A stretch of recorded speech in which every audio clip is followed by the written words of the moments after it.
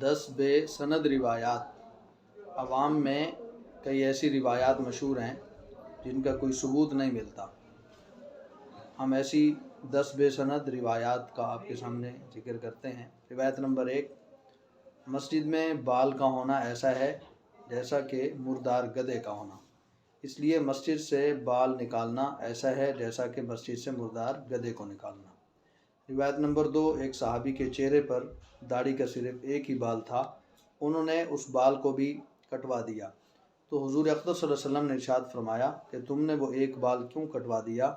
اس سے تو ایک فرشتہ جھولا کرتا تھا۔ روایت نمبر 3، جب کوئی نوجوان توبہ کرتا ہے تو مشرق سے مغرب تک تمام قبرستانوں سے اللہ سبحانہ و تعالیٰ 40 دن تک عذاب کو دور کر دیتا ہے۔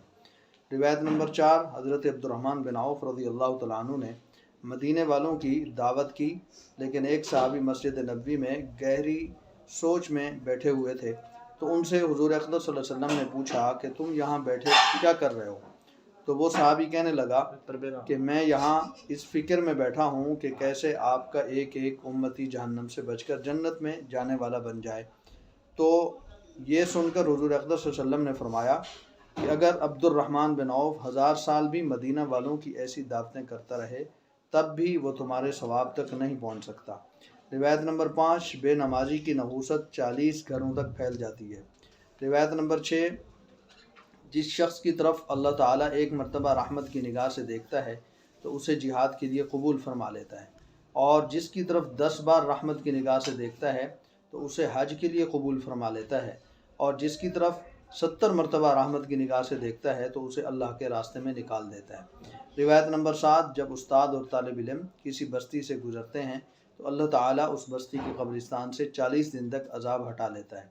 روایت نمبر 8، جب کوئی داعی کسی قبرستان سے گزرتا ہے تو اللہ تعالیٰ اس قبرستان سے 40 دن تک عذاب ہٹا لیتا ہے۔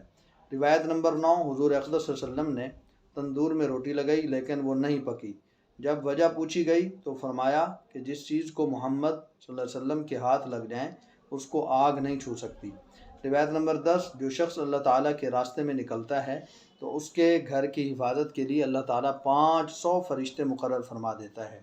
مذکورہ 10 روایات کا حضور اقدس صلی اللہ علیہ وسلم اور حضرات صحابہ کرام سے کوئی ثبوت نہیں ملتا۔ ان روایات کی نہ تو کوئی صحیح سند ملتی ہے اور نہ ہی کوئی ضعیف سند، اس لیے ان کو بیان کرنے سے اجتناب کرنا چاہیے۔